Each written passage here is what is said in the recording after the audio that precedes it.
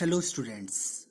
तो आज हम properties of D block element का 11th प्रॉपर्टीज पढ़ेंगे, दैट इज आयोनाइजेशन एनर्जी।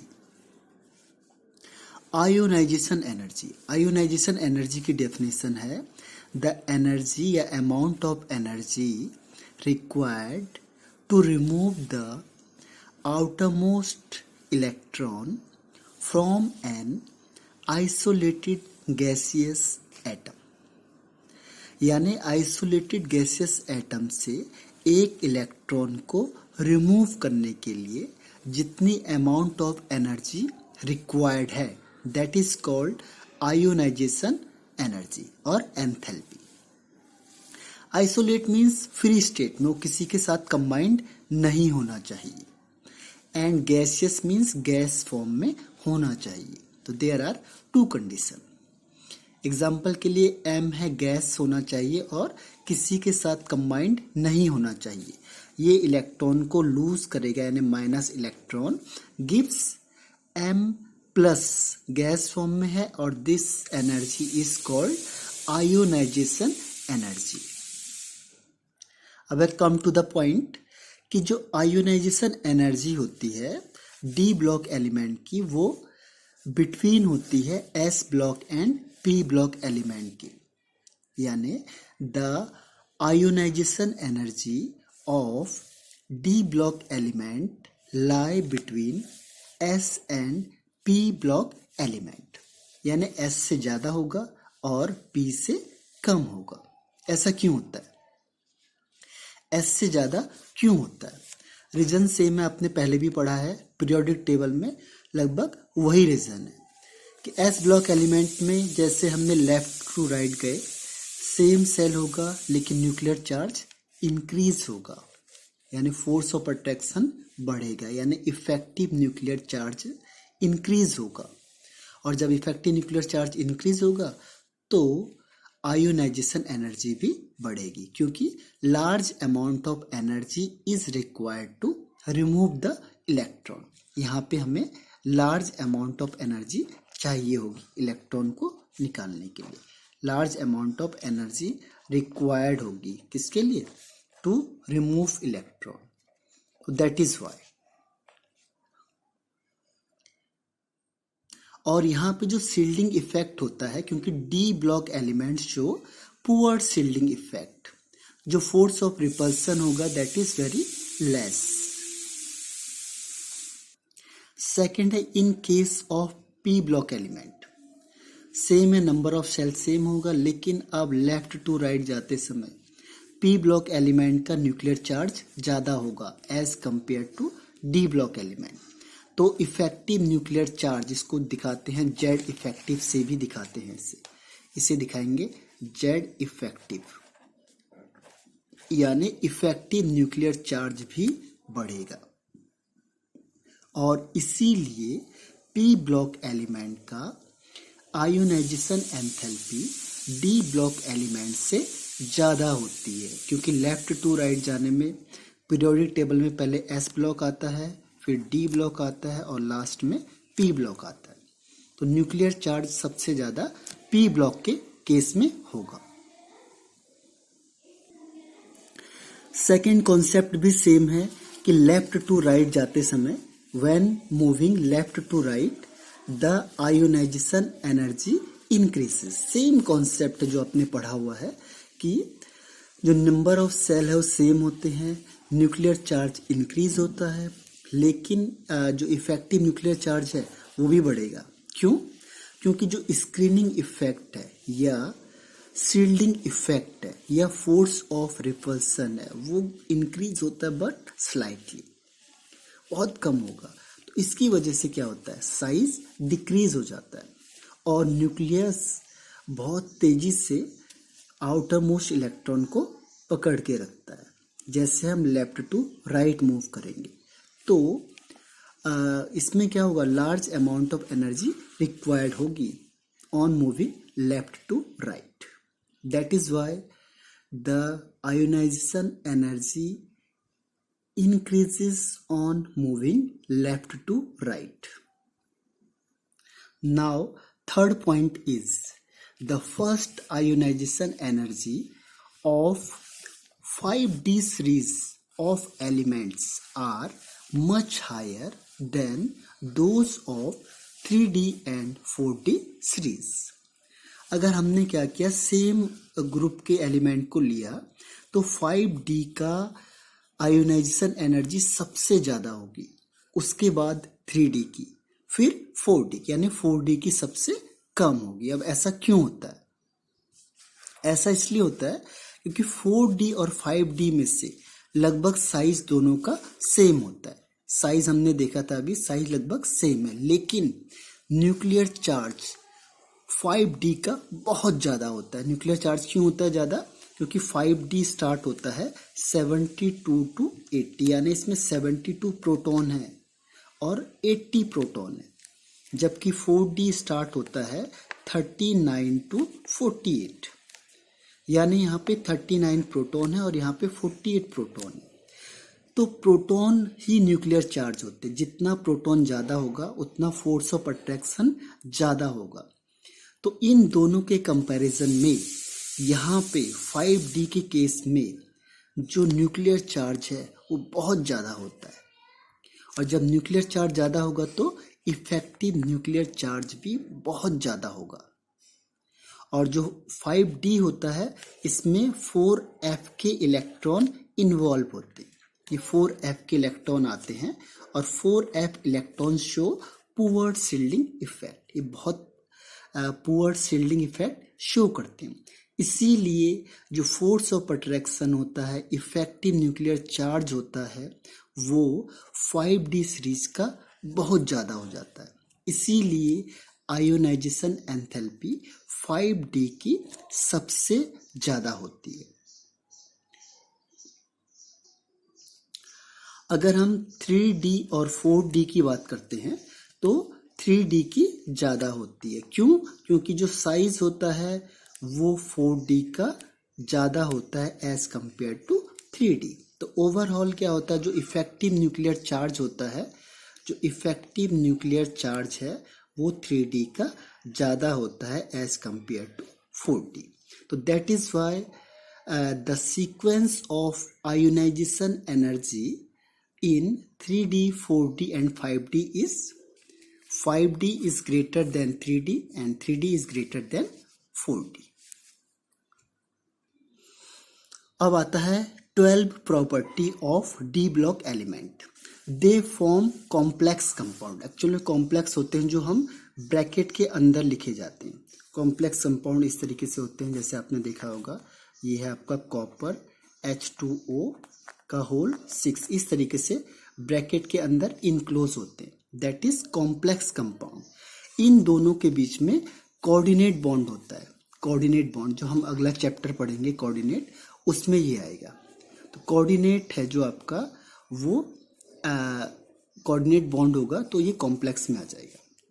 ठीक है, तो अब हम क्या करते हैं कि जो ट्रांजिशन एलिमेंट्स होते हैं और उसके आयंस होते हैं वो कॉम्प्लेक्स फॉर्मेशन करते हैं। आपने देखा होगा जितने भी कॉम्प्लेक्स बनेंगे वो जनरली डी ब्लॉक के एलिमेंट के ही बनते हैं, यानी डी ब्लॉक एलिमेंट और transition element show strong tendency to form complex compound. ऐसा क्यों होता है? उसका रीजन है स्मॉल साइज, इसका साइज बहुत छोटा होता है। सेकंड मेन है इसमें presence of vacant inner D orbital. इसके डी ऑर्बिटल वैकेंट होते हैं। यहाँ पे क्या होता है, जो कंपाउंड इससे अटैच होता है वो इलेक्ट्रॉन को डोनेट करता है। जो लिगेंड्स लगे होते हैं इसमें वो इलेक्ट्रॉन को डोनेट करते हैं, इसीलिए उसके पास वैकेंट डी ऑर्बिटल होने चाहिए, जो एस या पी के पास जनरल केस में नहीं होते हैं। इसीलिए जो ट्रांजिशन एलिमेंट होते हैं वो कॉम्प्लेक्स कंपाउंड फॉर्म करते हैं। Third is high nuclear charge या हाई इलेक्ट्रोनेगेटिविटी। अगर जो इलेक्ट्रॉन आपको दे रहा है तो उसको खींचने की टेंडेंसी भी होनी चाहिए, तो इसकी इलेक्ट्रॉन को एक्सेप्ट करने की टेंडेंसी बहुत ज़्यादा होती है। तो इसीलिए जनरली ये कॉम्प्लेक्स फॉर्मेशन करते हैं, यानी ट्रांजिशन एलिमेंट की जो इलेक्ट्रॉन को एक्सेप्ट करने की टेंडेंसी है वो ज़्यादा होती है।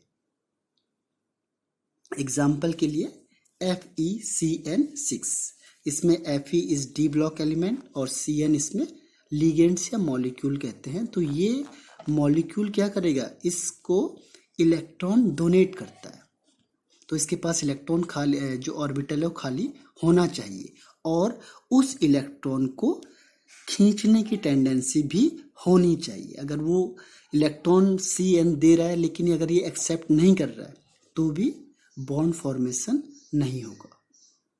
ऐसे ही CuNH3 का होल 4 2+ एंड YH2O का 6 2+, यानी जो ब्रैकेट में होते हैं, लार्ज ब्रैकेट में इनक्लोज होते हैं, that is coordination compound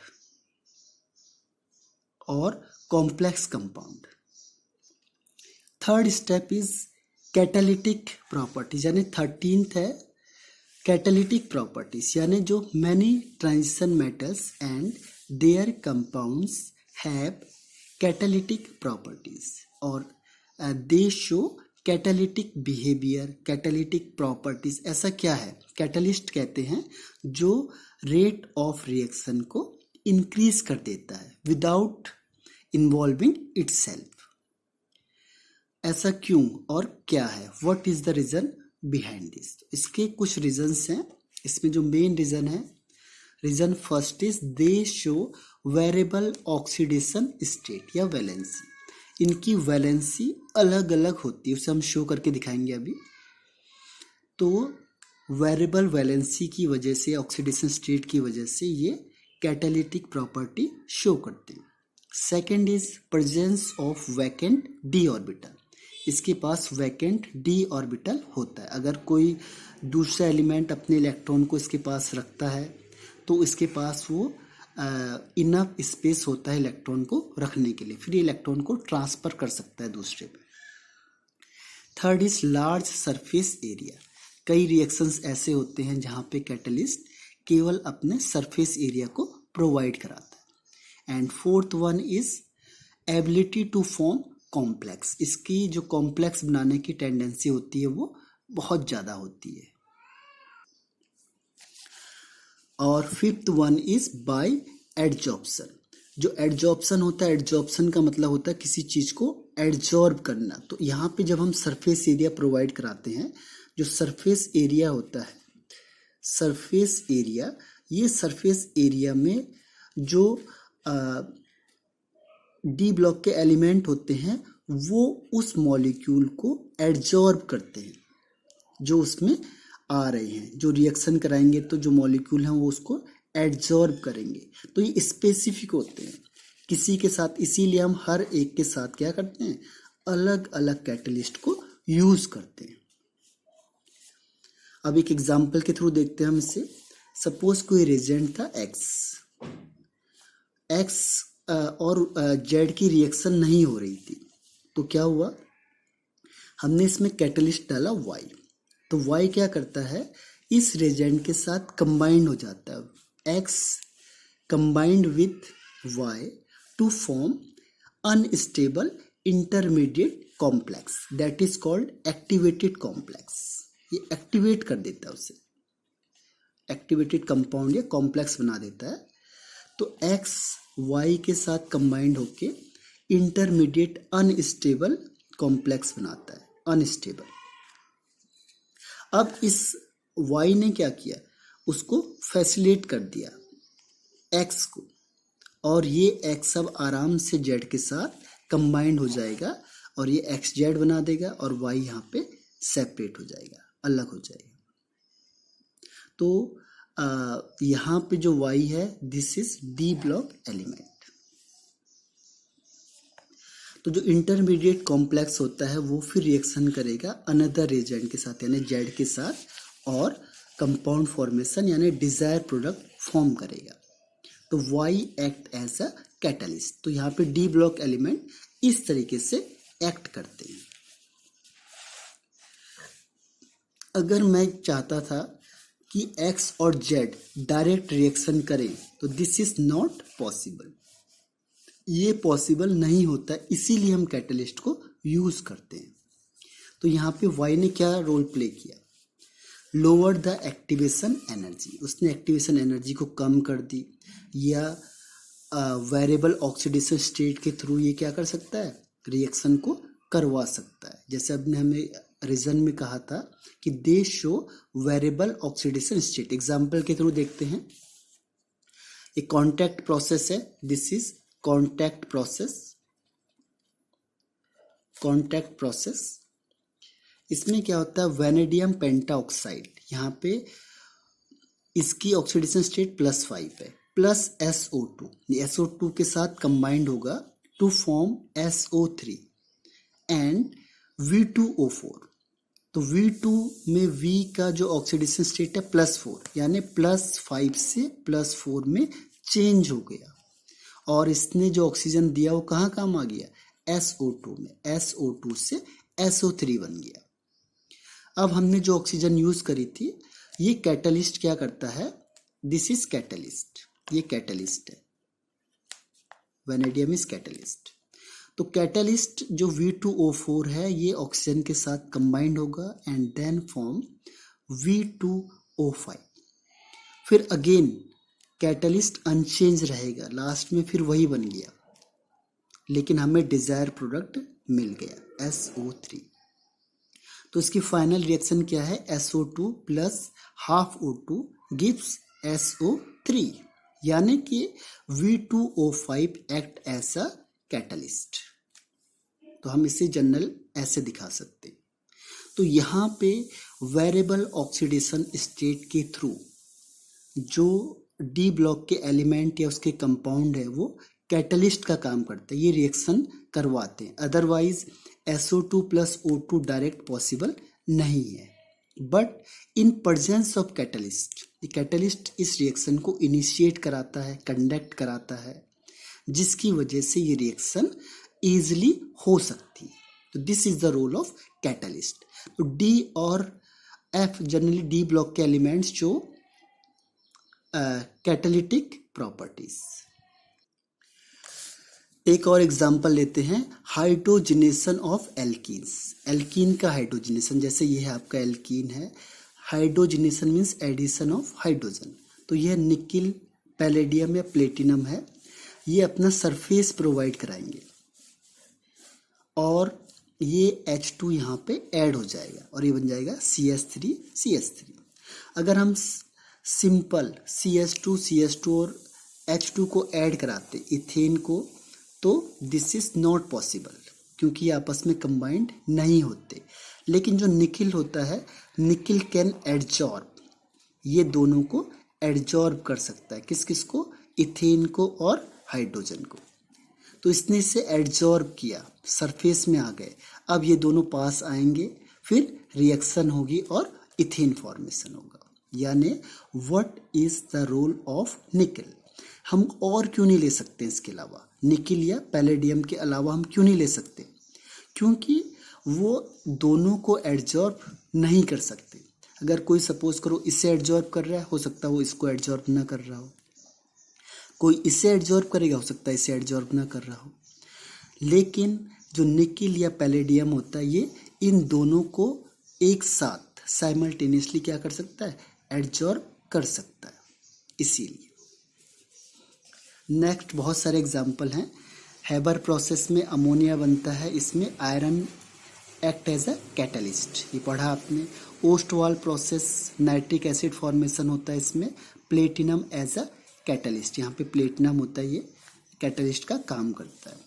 lead chamber में H2SO4 बनता है, NO act as a catalyst. Contact process में H2SO4 बनता है, इसमें वेनेडियम पेंटाऑक्साइड या PT act as a catalyst. Deacon process में Cl2 यूज होता है, Cl2 फॉर्म्ड होता है, इसमें CuCl2 act as a catalyst. और ऑक्सीजन फॉर्मेशन में MnO2 act as a catalyst, इसमें KClO3 और MnO2 act as a catalyst, इसमें ऑक्सीजन बनती है लैब में। This is called lab preparation. Hydrogenation में सैचुरेटेड हाइड्रोकार्बन है, फिर निकिल या पैलेडियम, इसमें वेजिटेबल ऑयल से कन्वर्ट होता है वनस्पति घी, तो इसमें कैटलिस्ट यूज होते हैं निकिल एंड पैलेडियम। तो इस तरीके से बहुत सारे एग्जाम्पल हैं जिसमें D block elements show the catalytic properties. तो इसका मेन रीजन क्या है? वैकेंट डी ऑर्बिटल या variable oxidation state. And the last property but not least is electrode potential और स्टैंडर्ड इलेक्ट्रोड पोटेंशियल। स्टैंडर्ड यहाँ पे दोनों को सेम वर्ड यूज करते हैं। तो इलेक्ट्रोड पोटेंशियल जनरली 3 कंपोनेंट का मिक्सचर है, enthalpy of sublimation plus ionization enthalpy plus hydration enthalpy, यानी डेल एच आर या E P is equal to del H sublimation plus del H ionization enthalpy plus del H hydration enthalpy. इसमें एक statement है जो बहुत important है, वो ये है कि ई पी इलेक्ट्रोड पोटेंशियल की वैल्यू जितनी ज़्यादा नेगेटिव होगी वो कंपाउंड उतना ज़्यादा स्टेबल होगा।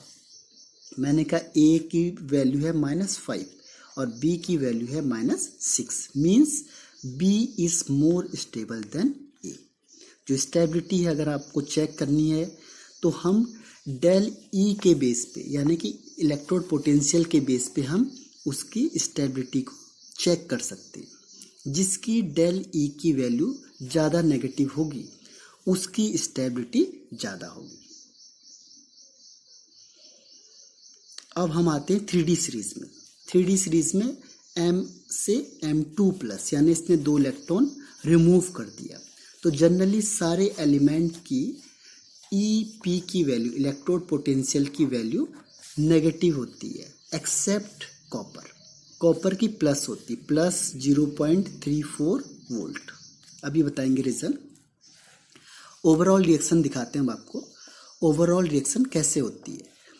M सॉलिड था, इसमें हमने वाटर डिसॉल्व किया और ये बन गया M2+, एक्वस में +2 इलेक्ट्रॉन, और इसकी एनर्जी को ओवरऑल हम कहते हैं इलेक्ट्रोड पोटेंशियल या स्टैंडर्ड इलेक्ट्रोड पोटेंशियल।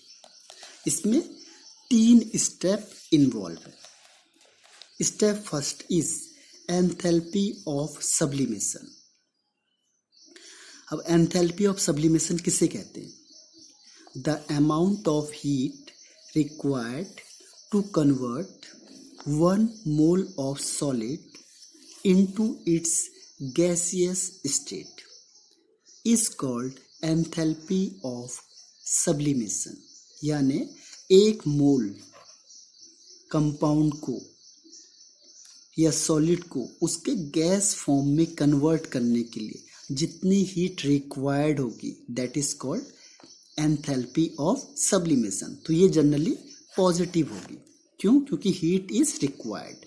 तो that is why enthalpy of sublimation will be positive। Second is enthalpy of ionization। अभी हमने किया था पहले आयोनाइजेशन एंथैल्पी कि जो आपका मेटल है गैसेस फॉर्म में उसे कन्वर्ट करना है आयंस के फॉर्म में, that is called ionization enthalpy, यानी the energy required to lose outermost electron from isolated gaseous atom। तो इसकी वैल्यू भी जनरली पॉजिटिव होगी, लेकिन यहाँ पे इसकी लेस पॉजिटिव होती है, कम होती है, क्योंकि इलेक्ट्रॉन यहाँ पे आसानी से रिलीज हो जाते हैं। And the third one is hydration energy. Hydration energy means the amount of energy released when 1 mole of element is dissolve in given amount of solvent. यानी जितनी अमाउंट ऑफ एनर्जी रिलीज हो रही है, अगर energy release हो रही है means negative value, energy required है मीन्स पॉजिटिव वैल्यू। तो इसमें जो M2+ गैस था, इसमें जैसे हमने इसे वाटर में डिसॉल्व किया तो ये एक्वस फॉर्म में चेंज हो गया, एक्वस फॉर्म में आ गया, यानी इसमें वाटर डिसॉल्व है। तो this amount of energy is called hydration energy और एंथैल्पी। तो हाइड्रेशन एंथैल्पी नेगेटिव है। तो ओवरऑल हमने देखा कि इलेक्ट्रोड पोटेंशियल की वैल्यू नेगेटिव आती है। इसका मतलब क्या हुआ कि sublimation energy plus ionization energy के कंपैरिजन में हाइड्रेशन एनर्जी की वैल्यू ज़्यादा होती है, तभी ये पॉसिबल है, अदरवाइज ये पॉसिबल नहीं था। तो इलेक्ट्रोकेमिकल सीरीज में हमने देखा 3D में कि EP की वैल्यू यानी इलेक्ट्रोड पोटेंशियल की वैल्यू नेगेटिव होती है, यानी कि वो इलेक्ट्रॉन को ईजिली डोनेट कर सकते हैं। They are very good reducing agent, और ये बहुत जल्दी या इजीली ऑक्सीडाइज हो जाते हैं, बहुत जल्दी ऑक्सीडाइज हो जाते हैं। इसमें कुछ एक्सेप्शनल केस हैं। तो there are 3 exceptional case. In general terms में क्या होता है, on moving left to right the negative value of E naught decreases. जो ई नॉट है या इलेक्ट्रोड पोटेंशियल की वैल्यू होती है वो left to right negative value decrease करती है, लेकिन इन केस में इंक्रीज होगी, ज़्यादा होती है। इन तीनों के केस में अगर हम इन तीनों की बात करते हैं तो इन तीनों के केस में जो EP की वैल्यू होती है वो हाई होती है। अब ऐसा क्यों होता है, औरों के कंपैरिजन में, इनके कॉरेस्पॉन्डिंग के कंपैरिजन में इनकी वैल्यू ज़्यादा क्यों होती है? क्यों? क्योंकि जो Mn2+ है, अगर ये 2 इलेक्ट्रॉन को लूज करता है तो D5 आ जाता है, यानी half field, and half field is highly stable. Stability इसकी बहुत ज़्यादा होती है, इसीलिए इलेक्ट्रॉन बहुत जल्दी रिलीज हो जाते, बहुत जल्दी निकलते हैं। और इलेक्ट्रॉन जल्दी निकलेंगे तो इसकी वजह से इसका जो इलेक्ट्रॉन पोटेंशियल की वैल्यू है वो बहुत ज़्यादा नेगेटिव हो जाएगी। सेकंड है निकेल 2+। इसका इलेक्ट्रॉनिक कॉन्फिगरेशन नहीं है, बल्कि इसकी हाइड्रेशन एनर्जी बहुत ज़्यादा होती है, इसीलिए इसकी इलेक्ट्रोड पोटेंशियल की वैल्यू हाईली नेगेटिव होती है, हाईली नेगेटिव, ध्यान रखना है। इसका रीज़न है हाई हाइड्रेशन एनर्जी। और जिंक होता है, जिंक में D10। D10 क्या होता है, fully filled, and fully filled is also highly stable. तो दैट इज वाई जो Mn2+ है या Ni2+ है या Zn2+ है show highly negative value of electrode potential as compare to other. क्यों? Mn2+ है तो यहाँ से ये इलेक्ट्रॉन बहुत जल्दी रिलीज होगा, रिमूव होगा, तो IE की वैल्यू बहुत कम हो जाएगी, इसी वजह से इलेक्ट्रोड पोटेंशियल की वैल्यू ज़्यादा नेगेटिव होगी। अब लेफ्ट टू राइट जाते समय EP की वैल्यू, नेगेटिव EP की वैल्यू स्लाइटली डिक्रीज क्यों होती है? क्यों होती है? क्योंकि न्यूक्लियर चार्ज इंक्रीज होता है, साइज इंक्रीज होगा, तो आयोनाइजेशन एनर्जी भी इंक्रीज होगी। अब हमें पता है कि EP यानी electrode potential is equal to होता है sublimation energy plus ionization energy plus hydration energy. तो आयोनाइजेशन एनर्जी क्या होती जा रही है, इंक्रीज होती जा रही है, और इसकी वैल्यू क्या है, पॉजिटिव है, इसीलिए इसकी नेगेटिव की वैल्यू क्या होती जाएगी, डिक्रीज होती जाएगी, कम होती जाएगी। क्यों? क्योंकि आयोनाइजेशन एनर्जी इंक्रीज कर रहा है, आयोनाइजेशन एनर्जी ज़्यादा होते जा रहा है, और इसकी वैल्यू क्या होती है, पॉजिटिव। तो that is why on moving left to right the negative value of electrode potential decreases. एक केस आता है Mn2+ से Mn3+। इसमें क्या होता है कि जो Mn का केस है, Mn यानी मैग्नीज का केस होता है, इसकी वैल्यू हाईली पॉजिटिव होती। क्यों? रीज़न है कि Mn2+ से Mn3+ में जाएंगे तो इलेक्ट्रोड पोटेंशियल की वैल्यू पॉजिटिव क्यों आई? तो इसका रीज़न क्या है कि Mn2+ में D5 होता है विच इज़ हाईली स्टेबल, और Mn3+ में D4 होता है विच इज़ लेस स्टेबल। तो क्या करना है, इस D5 से इलेक्ट्रॉन को रिलीज करने के लिए, लूज करने के लिए हमें लार्ज अमाउंट ऑफ एनर्जी की ज़रूरत पड़ेगी, यानी ज़्यादा अमाउंट ऑफ एनर्जी देना पड़ेगा, इसीलिए इलेक्ट्रोड पोटेंशियल की वैल्यू पॉजिटिव आती है। एक लास्ट क्वेश्चन है कि जो कॉपर होता है उसका इलेक्ट्रोड पोटेंशियल की वैल्यू पॉजिटिव क्यों होती है Cu2+ से Cu में, बाकी सबके केस में ऐसा नहीं होता। 3D में, इन 3D ओनली, ये ध्यान रखना। तो generally we know that E0 is equal to sublimation energy plus ionization energy plus hydration energy. अब होता क्या है, कॉपर 3D10 4s1, तो फर्स्ट आयोनाइजेशन एनर्जी में एनर्जी कम लगती है, क्यों? क्योंकि ये स्टेबिलिटी ज़्यादा आ रही है, D10 इज मोर स्टेबल, तो ionization energy is 745 kilo joule per mole. But in second case, because ये हाईली स्टेबल है, अब यहाँ से एक इलेक्ट्रॉन निकालेंगे तो large amount of energy is required. तो second ionization energy of copper is very high, that is 1960 kilo joule per mole. तो सेकेंड आयोनाइजेशन एनर्जी हाई क्यों हुई? क्योंकि हाईली स्टेबल कॉन्फ़िगरेशन से हम क्या कर रहे हैं, इलेक्ट्रॉन को निकाल रहे हैं, तो बहुत ज़्यादा अमाउंट ऑफ एनर्जी हमें सप्लाई करनी पड़ेगी। And the sublimation energy of copper is 339 kilo joule per mole. First ionization enthalpy is 745, second ionization energy is 1960 और हाइड्रेशन एनर्जी इज 2121 यानी 2121 किलो जूल पर मोल। तो ओवरऑल अगर हमने सम किया तो इसकी वैल्यू आती है पॉजिटिव में। That is why the value of copper is positive, means जो सेकेंड आयोनाइजेशन एनर्जी है वो बहुत ज़्यादा होती है। क्यों होती है? क्योंकि D10 से इलेक्ट्रॉन को निकालना है। तो ये प्रॉपर्टीज डी ब्लॉक की फिनिश हो गई सारी। Thank you.